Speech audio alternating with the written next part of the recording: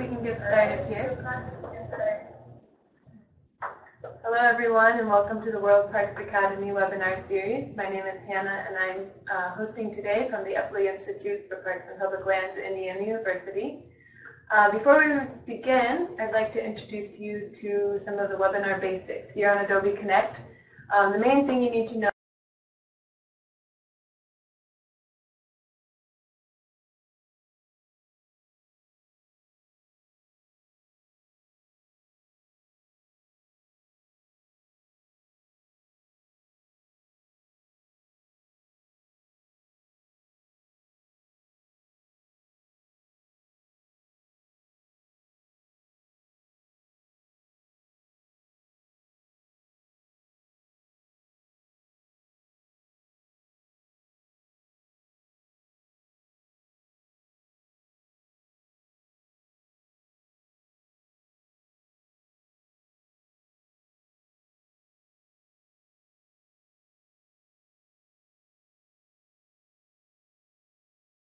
is the chat pod down at the left-hand side.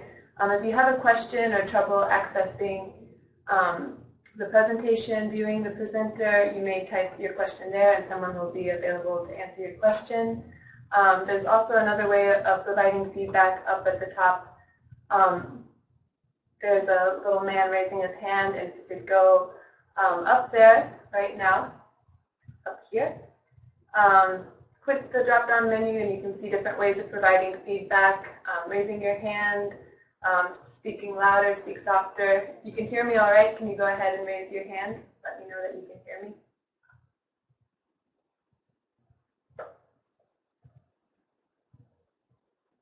Can Jim hear us?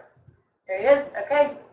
Thank you. And then now, also if you could please mute your microphones, that might help with any audio feedback you might experience.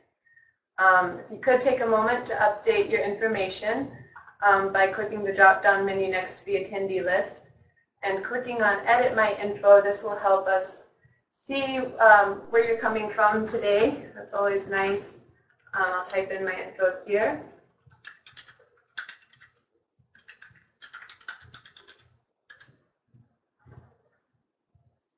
If you take a moment to do that, that would be helpful.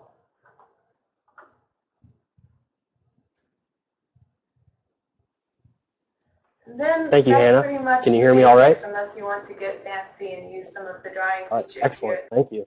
And thank you, everybody, for being here. And we even have we have a first webinar attendee. So thank you very much from the France City of Lyon. Awesome. Thank you. Welcome. Thank you for being here. When I present, I tend to talk a little bit fast sometimes, so I apologize up front for that if I do. If you need me to slow down, or for whatever reason you can't hear me well enough, please use that chat pod in the lower left corner and please say, hey Austin, please slow down, or say, could you repeat that? I don't understand, or I have a question. So by all means, any question you put down in that chat pod, you're not going to throw me off here as I'm presenting, I promise. So I have you here for just a short period of time for the next hour, and so hopefully we'll get through some information, and then if you have any questions or want to continue on with any dialogue, we can move into that. So you all found yourself here at this webinar. We're talking about identifying our community's needs. As Hannah said, I'm a project manager, and we do a lot of system master plans for parks and recreation organizations kind of across the country. We're based out of Indianapolis here in the U.S., and one of the things that we're asked constantly is, well, what is it that we should do? What should our park system do? Or if it's a site-specific plan, what should our park do? What amenities or facilities do we need to have? What programs, what services do we need to offer? What is it that our community really, really needs? And so we're constantly faced with that question, and so we're constantly coming up with different ways to answer that question. And so hopefully over the course of this next several minutes here, we're going to go through and we're going to explain a little bit about, what is a community need? What are some common practices that people use to identify community need? And then how is it that we can translate that to your position or your parks, your agencies across the country and across the world? And how is it that we can utilize these steps and to meet our own community needs? And also provide a little bit of opportunity for sharing information If you find something that has worked particularly well for your organization, then now is a good time to share that during this webinar. So to begin, I want to present just a little bit of context. So like we said, I'm based in the U.S., and so I want to present a little bit of U.S. perspective and where we're coming from here for identifying community needs. So a couple of years ago, there was a study produced by the National Recreation and Park Association, or NRPA, that basically said that we had over 350,000 workers in 2013, which translates into over $32 billion, with a B, dollars in direct operational spending. And we spent an estimated $22.4 billion, again with a B, on capital programs. So that is a lot of workforce. That is a lot of money. And so we need to be able to spend that wisely and prioritize. And so when we talk about community need, it basically translates into we need to make sure that we're utilizing our current resources and what we currently have to the best ability as we can, because we're public stewards, and we have taxpayers, we have park users, we have non-users that are still contributing to our park systems. And we need to make sure that we're ensuring that we're meeting community need, but we're also investing wisely within our systems. But on the other side of that, we also realize, again, this is kind of a U.S. perspective, we're also realizing that a lot of park agencies are missing funding, some as much as 50%. And facilities or infrastructure are tired and deteriorated. Often outdated program services and management models are used. So we have this idea of, yes, we have a lot of workforce, we have a lot of capital spending, but we also realize it's probably actually not sufficient to what we truly need. So how is it that we prioritize, and how do we make these tough decisions on what we have to do? One example, we worked with an agency recently that even 30 years ago had over 600 staff. Now, 30 years later, they're down to less than 200. You went from 600 down to 200, but your system didn't shrink. If anything, your system probably got bigger. And so it is critical for that organization to really understand what the community need is so they can invest their resources, albeit limited, wisely. And so that's the context that I just wanted to present here, because we cannot submit to the phrase, we don't act, we react. You might hear those buzzwords or some of those cliched phrases, reactive versus proactive. And so realizing that we have a community need, we have limited resources, well, now we need to be proactive with our spending, proactive with our planning, because we can't just react anymore because we don't have enough resources to just strictly be a reactive society. So then we get to this idea now, I think I've built the stage big enough, what is a community need? So here's an example. Say a community feels activity A or facility B is highly important to their quality of life. So we think that by having this service, we need to have this service or this facility offered within this community. It's both important to my quality of life, and we also believe it has to be offered. So that's kind of what a community need is.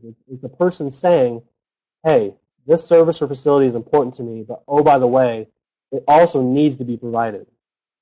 But then there's a very underlying concept underneath the statement.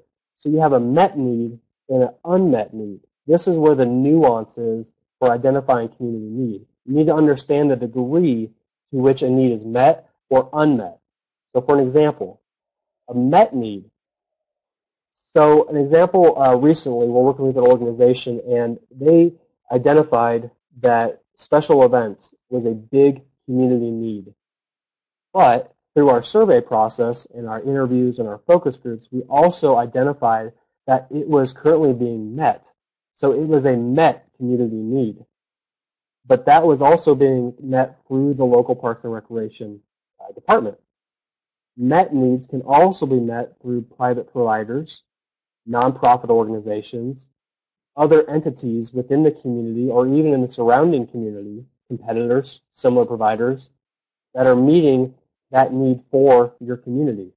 So just because you're a Parks and Recreation Department or you're a park specifically, it does not mean that you have to be all things to all people. You may have heard that phrase before, and it might be kind of an annoying phrase to you because you might hear it so often, but it's true. We can't be all things to all people, so let's do some things really, really well, and let's find that gap in the service provision within the planning region that we need to meet because you have an unmet need.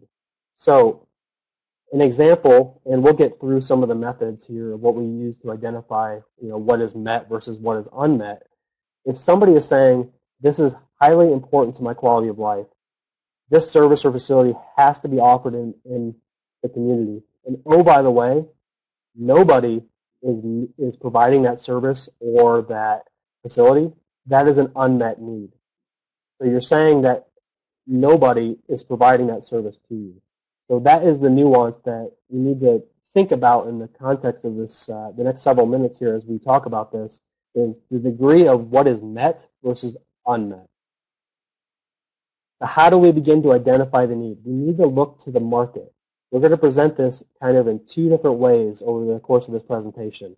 We're going to talk about externally and internally how we identify community need.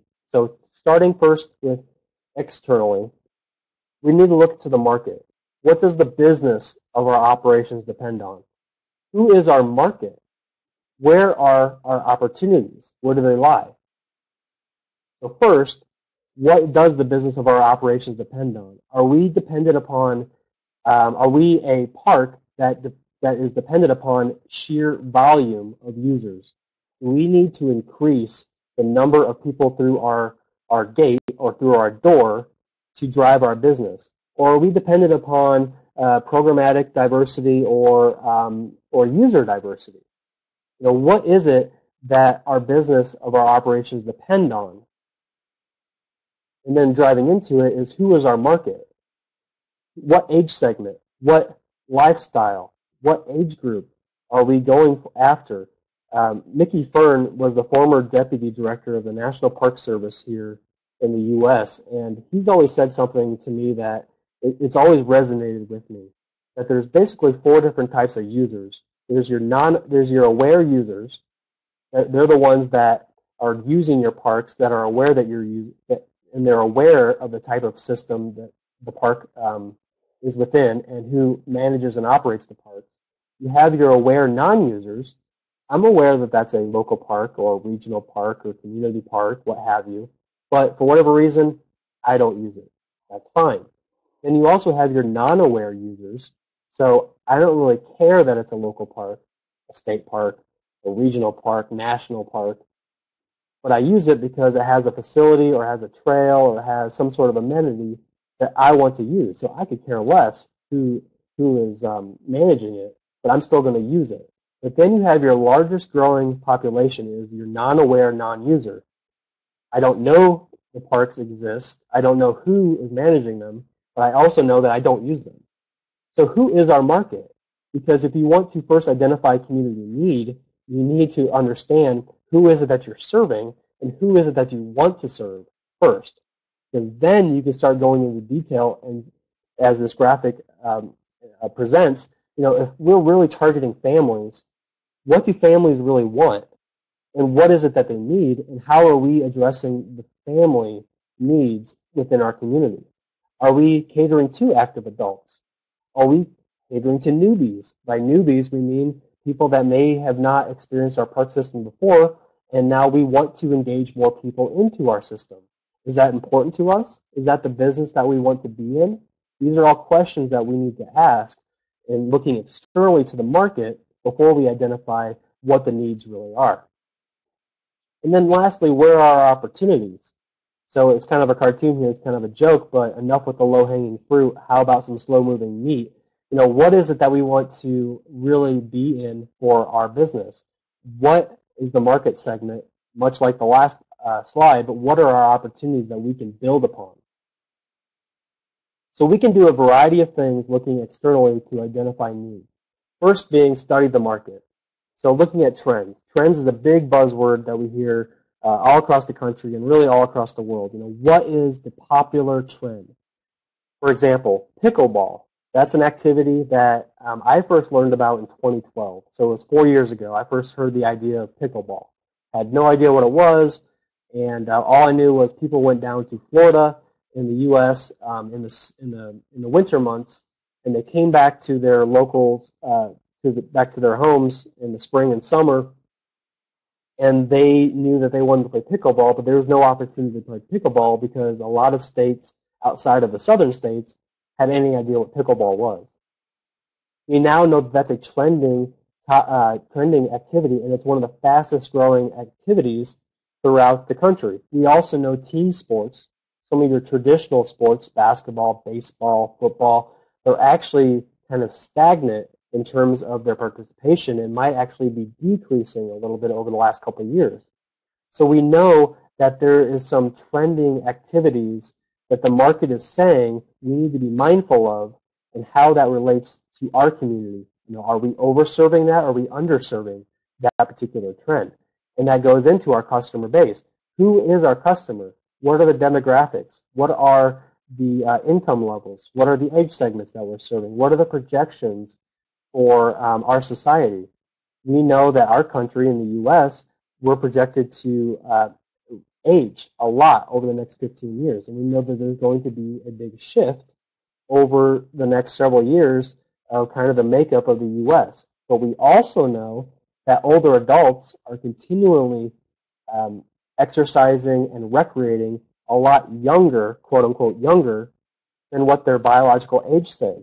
Just because I'm 70 years old, it doesn't mean that I just want to play bingo and play cards all day. No, there's a lot of senior citizens that want to be continually involved in active recreation. So who is our customer base? And then also competitor similar provider assessment. This goes back to one of the first slides when we said you don't have to be the ones meeting your community needs because there might be other agencies within your community that are actually meeting those needs. So taking an understanding of who are our competitors, who are our similar providers. So even, I'll take a state park system example because I see we have somebody here from a state park system. You can actually have another state park within your own system be a similar provider.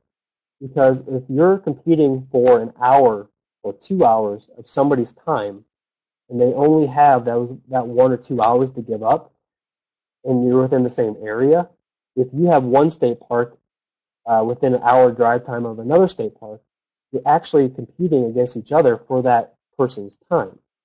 And so you need to be cognizant of what are the similar providers and the competitors around, and what niche or what market segment are they filling.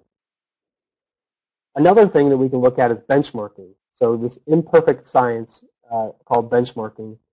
Recently, I just finished up a benchmarking exercise with a lot of local organizations for a master plan that we're currently doing. And we looked at 5 different best practice agencies, and we looked to see how well are they providing their services in terms of acres per thousand, in terms of full-time equivalents or FTEs, their workload. How are they providing revenue? How are they generating revenue per resident? How much are they spending per resident or per acre? In the U.S., we have this long acronym called ProAgis that provides benchmarking information, but for those of you involved in the World Urban Parks, you might be more familiar with Yardstick, kind of the benchmarking but on an international level. And then we also have in the U.S. The Trust for Public Lands, City Park Facts, which presents a lot of detailed information for the top 100 cities in terms of size in the U.S. that basically provides a snapshot and a breakdown of how well how many dog parks are they providing per capita for their communities. And so you can start looking at this when you start looking at the market to see what other people are doing, but also understanding what the trends are across the country and even internationally. Continuing with a variety of things that we can look at externally, surveying. Surveys, I have a little dollar sign next to the statistically valid survey, and I did that for a reason. So statistically valid surveys are usually mail surveys that you can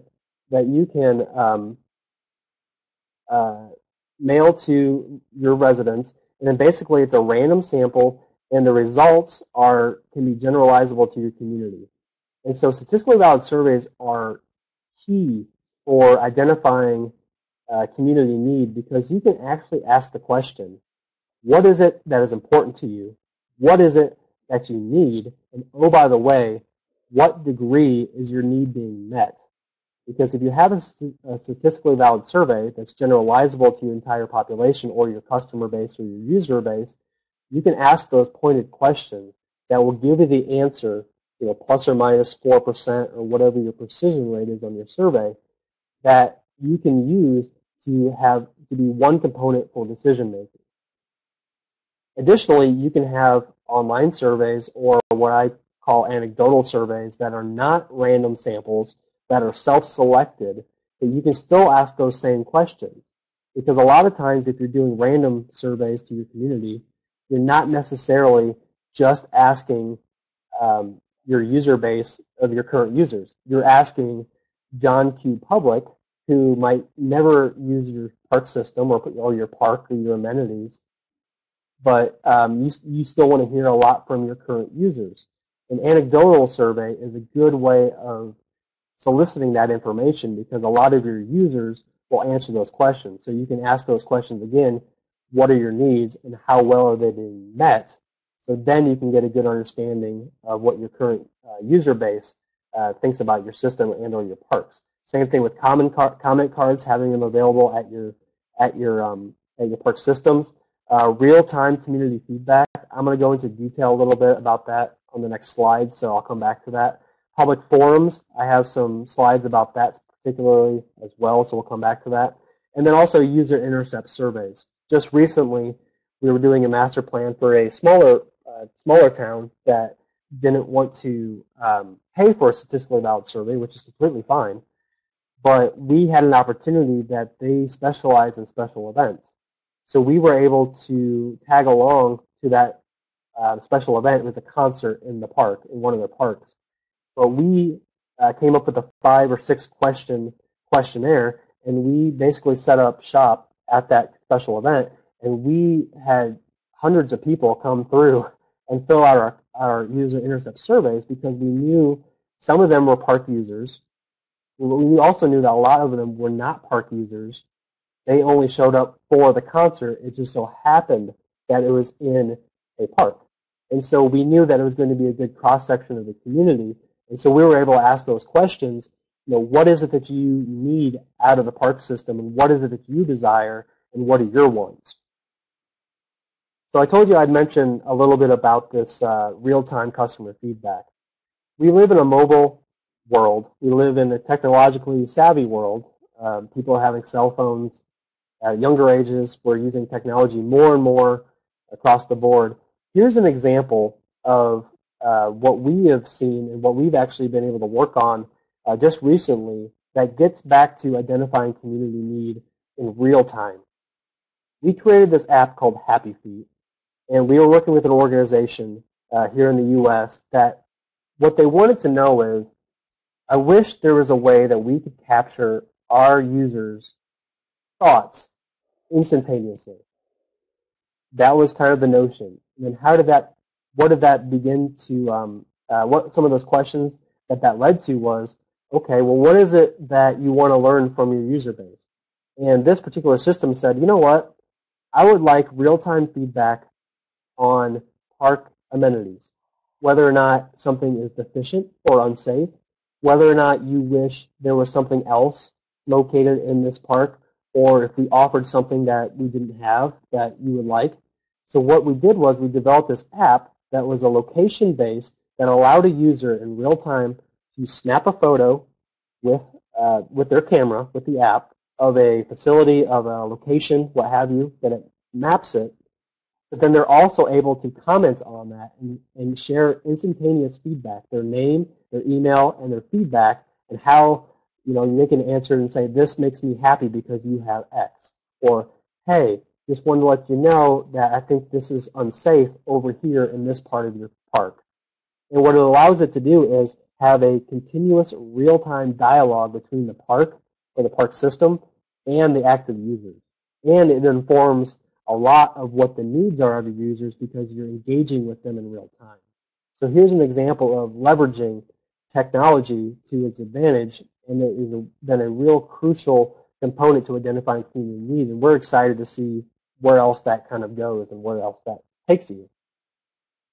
Now we talked about, or I'm bringing up the idea of robust public engagement, and so some of the traditional methods of soliciting or identifying community needs, besides a survey, is the traditional open house. You invite people in, let's have maybe a brief presentation, but now let's discuss what it is that you need.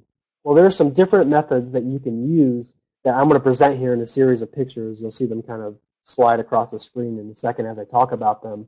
And so here's some different examples and some thoughts that you could use when going through this process. So this picture right here was taken, and this is actually, it's a workshop, but it's not exactly a public workshop. This is a citizen advisory group. What happened was, in this project, we were master planning for specific sites or for specific parks. And so we were asking the users what amenities need to be in this park, what services need to be in this park. If you could redesign these facilities, what should they look like? And so we had a series of public meetings, but we also made sure to develop a citizen advisory group that had representatives from HOAs, were current users, were activists within the community, and so forth. A bunch of different types of citizen representatives. And we had a series of, I think it was 11 or 12 meetings with the citizen advisory group that they were basically the steering committee for the entire public engagement process. And so by having them, it was great because they represent the needs of a wide cross-section of interests and communities that were directly related to these local parks, so a very park-specific process. We've also done the traditional public meeting forum here where we invite anybody, and even the media shows up. You see a person there in the middle that has a camera, which is also a good, but it could be a bad thing, but it's usually a pretty good thing. Any press about community engagement and about your process and what you're trying to do, we've always found that to be a highly positive process. And you can think about, when you do these things, doing them in different locations. So this one, for example, was in a school. So it wasn't even necessarily in a facility within the park system, but we knew it was a highly recognizable point within the community that they are familiar with, and they would understand how to navigate to that spot, and they're comfortable driving there. And it also provides a lot of facility space to do a public meeting.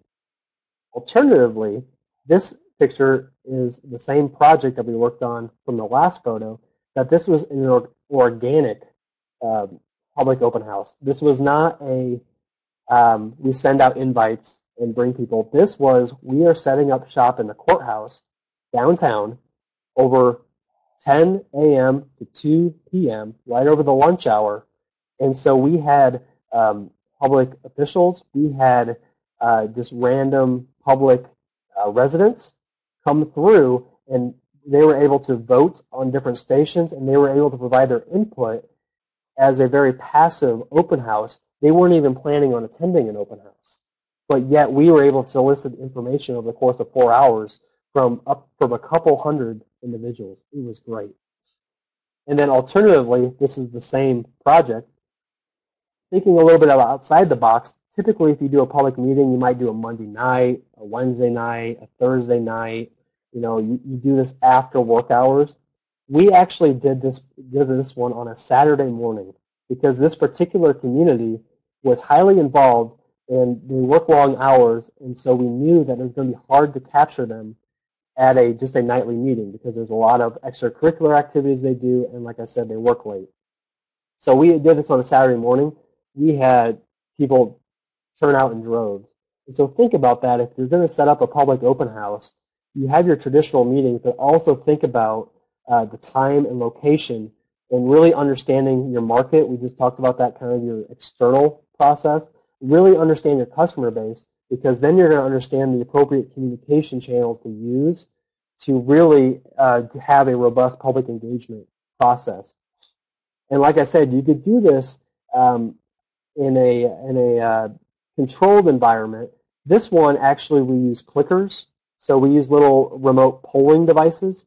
And so we actually had a presentation up on the board because we knew this particular community wasn't that open to providing their input, but they were a little bit better at providing their input if it was a little bit of anonymous. And so what we did was we created a PowerPoint that had polling questions, multiple choice, and then the folks in the audience were able to answer the question anonymously, so we still get good representative information, but yet it's not calling out or singling out any particular user or non-user. And then lastly, think about kind of the information that you want to present. If you're doing a robust public engagement forum, do you want to have it more text heavy, like this one? In this example, we had a lot of graphics, we had a lot of subjects that we wanted to mention, and then we also had a lot of input that we wanted to receive. So think about this and think about how you want to organize your presentations and how you want to solicit the information back from your community.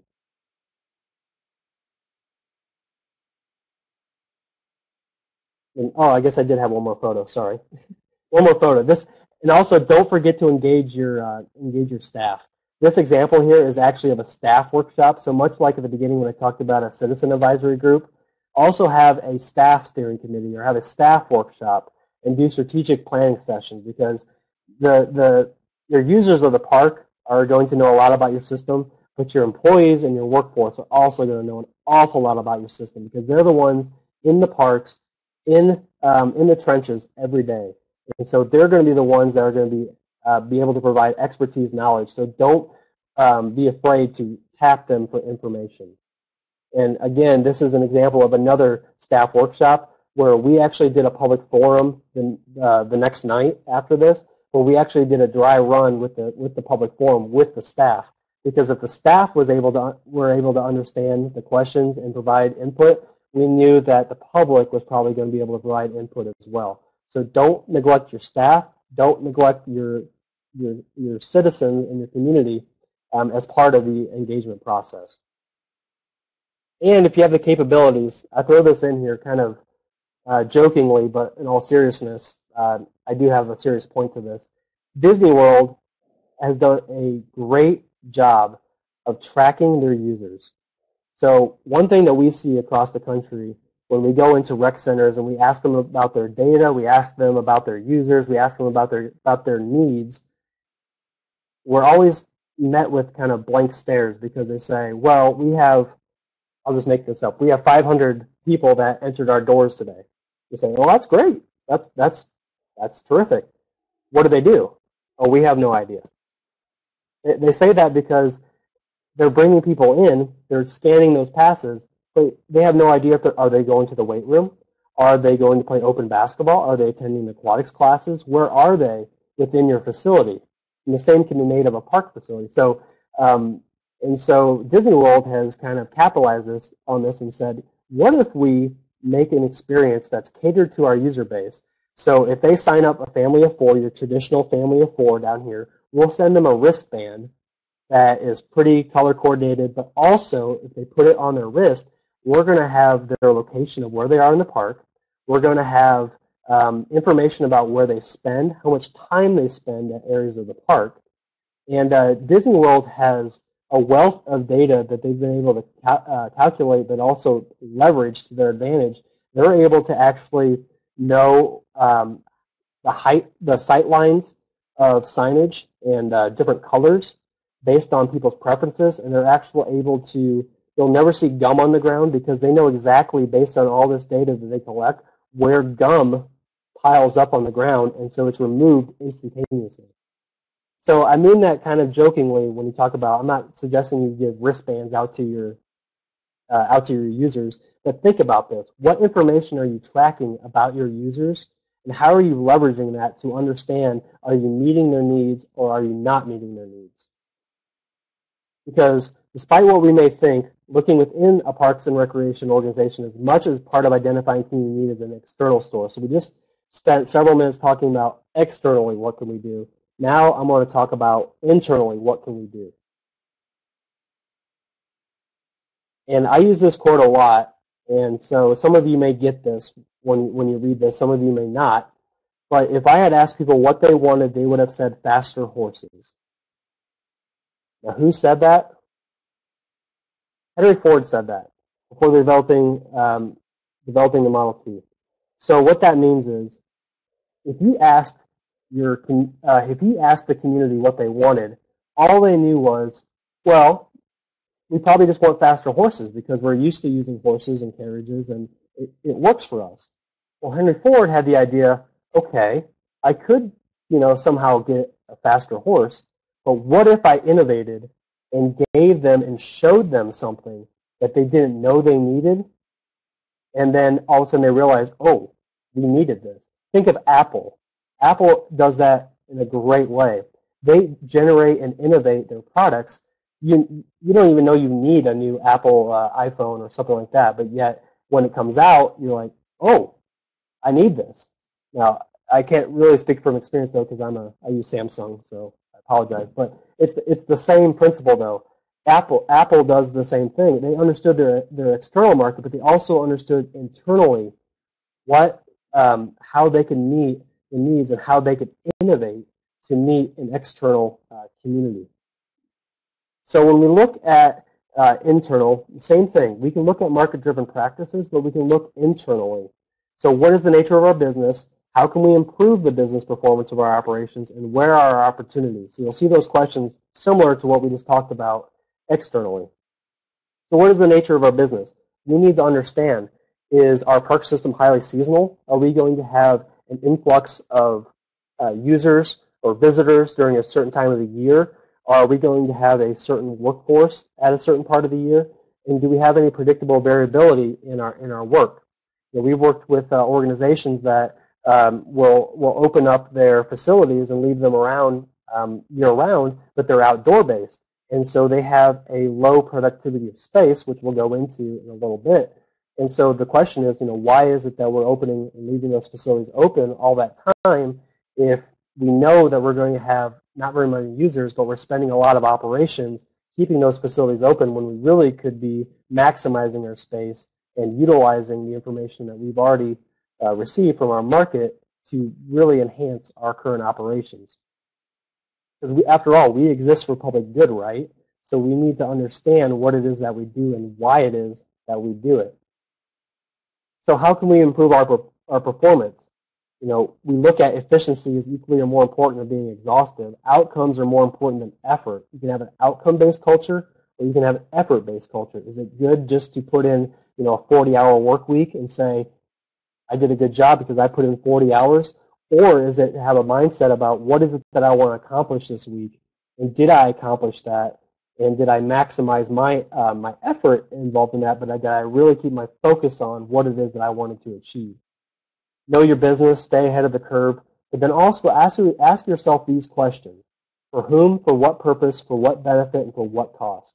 If you ask yourself those questions on what services you're providing or what amenities you have, what facilities you're taking care of, it will drastically change your opinion and your perception and make you start thinking about, are we meeting community needs? Because who is it that we're doing this for? Why are we doing this? Who is benefiting, or what is the benefit? And what is this costing us to actually do this? Think about that mindset, because it'll really change your perception on what it is that you do. And then lastly, where are our opportunities? What have we heard that we do well and can do more of? Don't do but should do okay but could do well, and are we currently doing that honestly we don't need to do? You'll hear things in the facility world that people will say, disposition.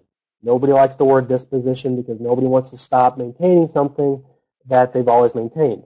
In the recreation program world, you'll hear sunset. Nobody wants to sunset a program because we've always been doing it. But if you have stagnant participation, then that program probably really isn't a community need anymore, or your program is not designed efficiently to actually be meeting that community need anymore.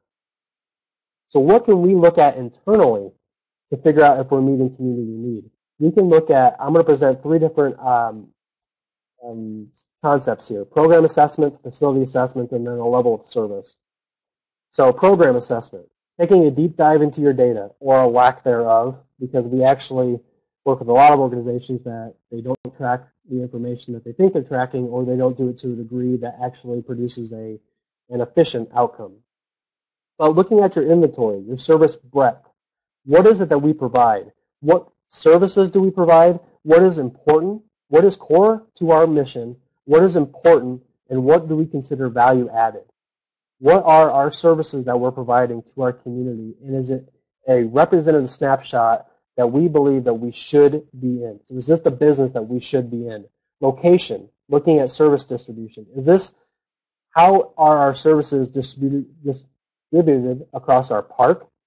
But also, how are they distributed across our park system? So we know certain amenities and certain programs have different age segment appeal. So we know by looking at your services and where they are offered throughout your park, are you driving people to just one part of your park, or are you driving them across your system? Delivery. Are you directly delivering these services yourself? Are you utilizing contractors or partnerships? Now, how are these services being delivered, and what is the most effective way of delivering those services? Participation trends. So looking at your effectiveness.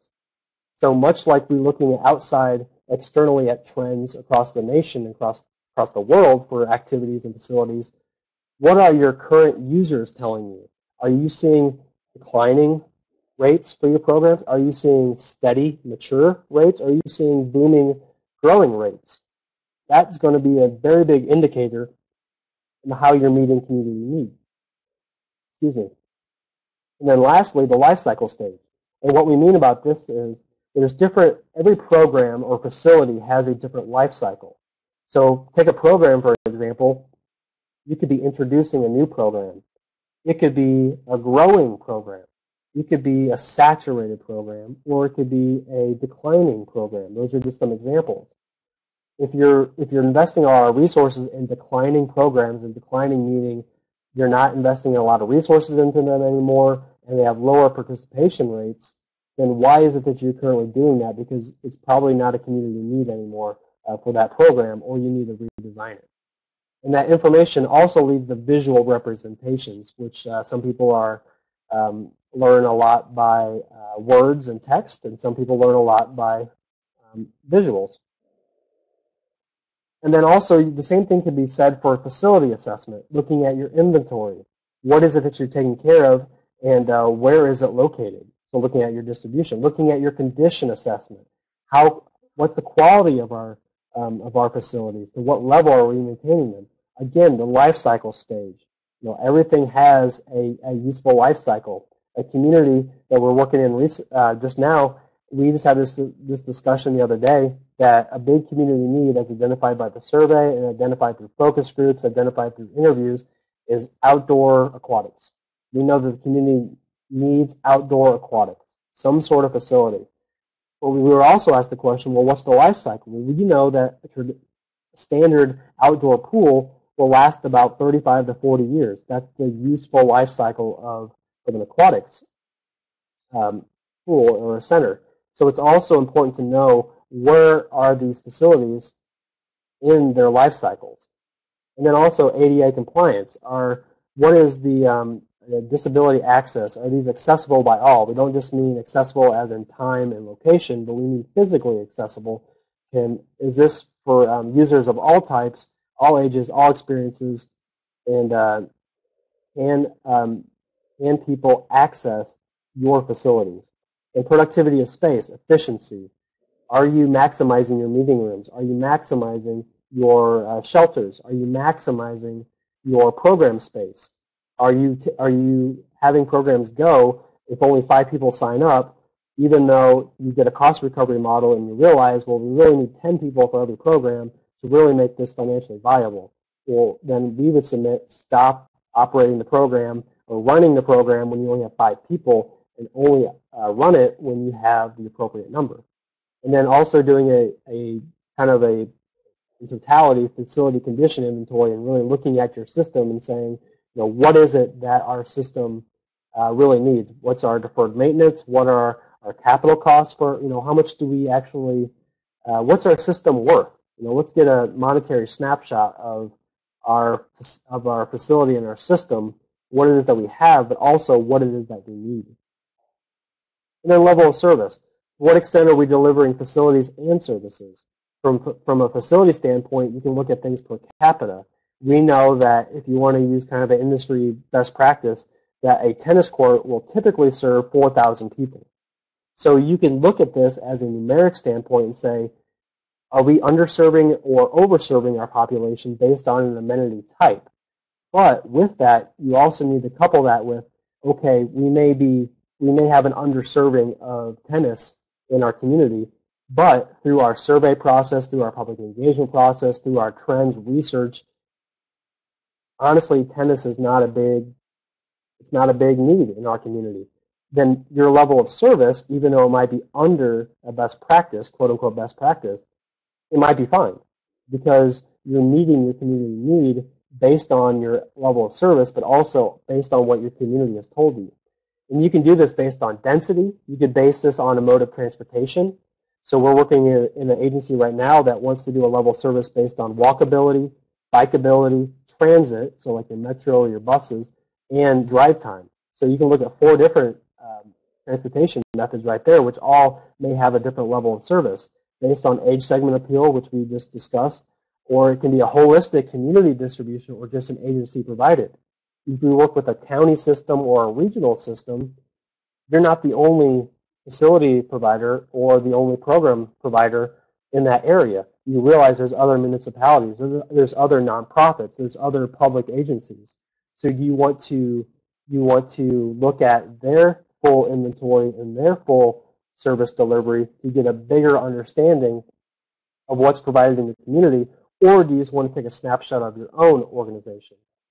Usually it's some sort of combination of both, but you want to be cognizant of those ideas. And then from a programmatic standpoint, are we equitably distributing our programs across the system? We've worked in organizations that have really amazing museums and really amazing natural history facilities. But if they're only located in one part of the community, and we realize, we'll take the Northwest for example, but we realize the Southeast part of the community has a real need for those type of programs, how is it that you can bring that programming down to that part of the community instead of trying to bring that community up to your facility? So start thinking about that. Are our programs equitably distributed, and how are they dispersed across our system? So what should we focus on? The data quality you have will dictate what you can do with it, so always think about that. Think about what it is that you track or what you can track and what your limitations are, but even if you track 4 things really well, you can do a lot with just those 4 things. And kind of wrapping up here, successful organizations, they undertake customer service training, formal and informal. And so you're really understanding how is it that we can serve our user base, how is it that we're representing our organization, and how is it that we can kind of solicit user feedback when we're in the parks, when we're out of the parks. How can we continue this ongoing dialogue? Because you can use a variety of technology-driven communication methods. We just showed you an app-based platform, but you can also use social media, Facebook, Twitter, Instagram. There's a variety of different types of crowdsourcing websites that you can use that will provide that instantaneous feedback that we're finding is truly helpful and beneficial to a lot of organizations. Online program guides. Traditionally, it used to be the hard mail rec guides that agencies would send out to the community. We're actually seeing a transition of a cost savings because people are going more online and just putting that rec guide online, that it's clickable or downloadable. It's a PDF. It can be emailed, newsletters, email blasts. We're seeing this as a communication method that is really being utilized more so than the hard copy. Make it a point to understand the role within the larger community context. So again, looking at, can we set up a similar provider roundtable? So if we're an organization and we know that there's two other nonprofits or two other public organizations that kind of do the same thing. They focus on the same type of age segments. Can we actually sit down once a month, once every 2 months, and talk about how is it that you're addressing these community needs? What are you finding? What are you hearing are the community needs? And how is it that we can work together? Because we might find out after conversations, hey, you know what? Our organization, we don't need to go into that line of business because this group has it. And they're better equipped and better suited to take care of that community need. But hey, we found our niche and we understand where we fall into the context, and therefore we should focus on X. Annual goals. What are our goals for our organization? Facilitative programming. This goes back to that data source that we mentioned. Are you directly providing the service? Are you using contractors? Or are you using partnerships? Because sometimes the most effective way to meet a community need is just to be a facility provider. We may not be the best equipped to program that space, but you know what? We're the best equipped to provide that space for somebody else to program it. So maybe we shift a little bit more towards being a facilitator of services, facilitator of experiences, and stop doing a little bit, or start doing a little bit less of just direct service provision from ourselves. And we're not afraid to change to a business mindset and turn away from tradition. What is our niche, and how can we ensure we remain relevant? How can we focus on the market? How can we look externally? How can we also look internally? And break away from we've always done this, or we do this because we've always done this. So in conclusion, inventory what you have. If you're already done that, great. Keep reviewing and updating it. Gather free national, international, local trend data. There's a lot of sources out there that are free that you don't need to pay for, that if you just have them in mindset, so like Yardstick, which you mentioned earlier, international benchmarking, or ProRageous from the U.S. National Recreation and Park Association. There's information out there that you can look at that's free, that does a lot of trend information for you and does that research for you. Create two-way communication methods with your community. Do not shy away from this. Do not, if you ask a lot of people don't ask the questions because they don't want the answers. Well, I submit that you're never going to receive the answer if you never ask the question. Just like if you have no goal in mind, then you can take any direction you want to get there, you know. And so create two-way communication methods, whether that's through online interfaces, whether that's through apps, whether that's through focus groups. Constantly engage your community. Invest in planning. If those who fail to plan to fail. That's kind of another one of those cliched phrases out there. But invest in planning and really think about what you want to do, what's the direction you're heading in, and what is it that the nature of our business is, and how are we going to be positioned and best equipped to meet those needs and fill our position. Sit down with your similar providers and talk about how you're collectively and individually addressing community needs. Pay attention to evaluations, whether that's internal program or external comment cards. And pay attention to census data, demographic projections. You know, what is the makeup of your community? And if you're a park manager and you're responsible for one site, well, what's the projections for the hour drive time or the 2-hour drive time around your park? Because that's probably where your visitors are coming from, unless you're a large national attraction. You know, if you're a regional attraction, well, who is your user base, and what is their willingness to pay? What is their racial makeup? What is their age projection? What's their age segmentation? You know, what's their economic status? Start looking at this information, because it's really going to start making you think about, you know, what services and what programs we provide, because different demographics have different needs and different uses of park facilities. Be noticeable within the community. Go attend other events. Go attend public meetings and be present within the community, that people know who you are. Identify and build community champions. If you invest in programs for volunteerism, your volunteers generally turn into your park advocates or your system advocates, which generally turn into your fundraisers and your donors. So who is it that you can identify and build advocates and champions for your system? And then lastly, do not miss this. Listen to the community, but be vigilant in understanding the degree in which a need exists, and B, a need is met or unmet. Just to kind of come back full circle, you can do this through public forums, surveys, focus groups, interviews, program evaluations, internal inventory, external inventory, market trends, all these things that we've kind of discussed over those last 55 minutes. How well is this need being met or unmet if it exists? In what degree does it exist? Those are the big takeaways here that I just want to kind of hit home. How important is something to a community? To what extent does that need exist? And to what extent is that need being met, whether it's by you or by somebody else?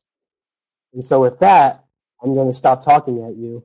And I thank you for your time. And I'd be more than happy to take questions if you want to use a chat box, or if you want to audibly, maybe if you have any questions, use the microphone. By all means, that'll be fine. Or Hannah, I'll kick it back over to you. All right, thank you, Austin. That was a great presentation, and I sure learned a lot. I hope everyone else did too. We can now take 5 minutes to answer any questions you may have. We also invite you at this time to share your own experiences by responding to the questions that we have here on the right-hand side of the screen. So take a moment and write your questions in the chat box. Thank you.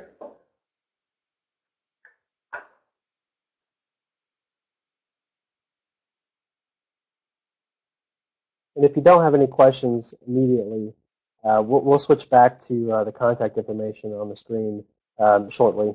Feel free to shoot me an email or contact Epley. They'll be more than happy to follow up with you as well.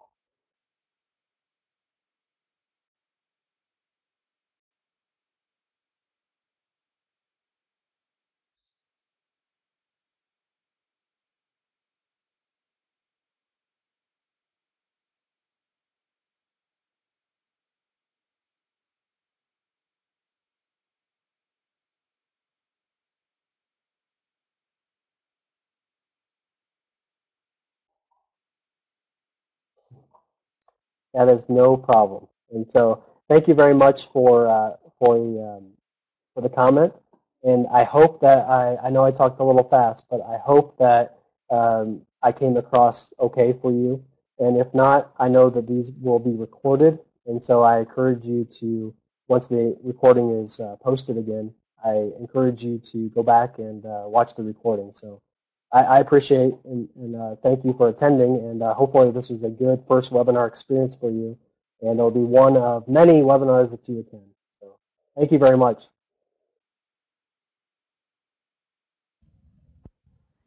Thank you, Austin. Really appreciate it. My pleasure. Awesome. Thank you.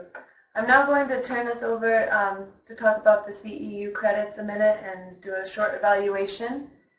Thanks again for presenting today. I learned a lot, and this will be recorded on Provalence, so anyone can access it at a different time to review.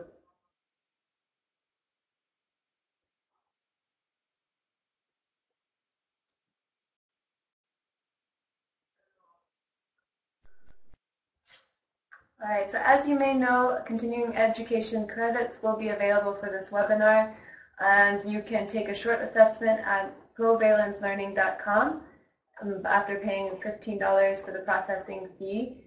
If you do hold a Certified Parks Professional Certificate or a Certified Parks Professional International Certificate with World Parks Academy, you are required to get a total of 3 CEU credits within a 3-year period. So taking this assessment will get you 0.1 credits toward this recertification. So thank you very much for attending today, and if you could complete the short evaluation here at the bottom of the screen, letting us know if this webinar was useful to you and if it was worth your time. Thank you very much.